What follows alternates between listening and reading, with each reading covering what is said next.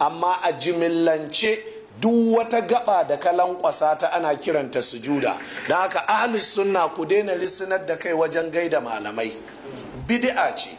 ku daina durkuso haramun ne, kafirci ne. rusuno haramun ne, kafirci ne.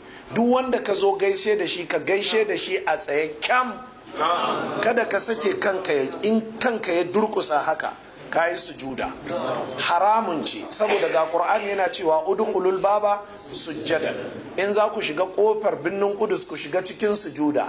mecece sujuda? ka karanta duk tafsiri, hajjal lalaininka har radul azhaninka, kowane tafsiri zaka ga sun ce sujjadan din nan ai munhani'ina, ma'ana kuna masu lissinar da kai. ko ɗaya baya nufin sujjadan wai su shiga suna tura goshi. dan haka sujuda durkuso sujuda ce, lissinar da kai sujuda ce. don haka malaman ahlus sunna ku ji tsoron Allah, ku ji tsoron Allah. kuna yin bid'a, kuna yin shirka, kuna yin kafirci, kuna fakewa da sunan cewa girmama manya ne. yau cikin malaman ahlus sunna akwai malamin da in ka same shi a falon shi a zaune, yana zaune akan babbar kujera, shikenan wai kai sai dai ka zauna a ƙasa. idan ka zauna akan kujera ko da wadda ike ce, wai sai a ce wai ai ba kai ladabi ba. duk waɗannan 'yan bid'a da suka bata da haka aka fara. ku ji tsoron Allah malaman sunna.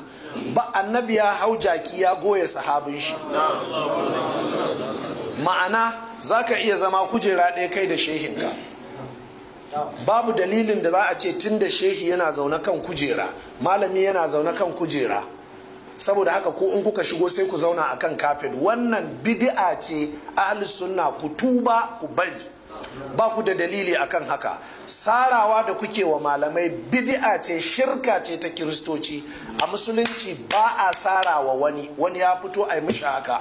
sojan gidan uwar waye kai, babu wannan, babu.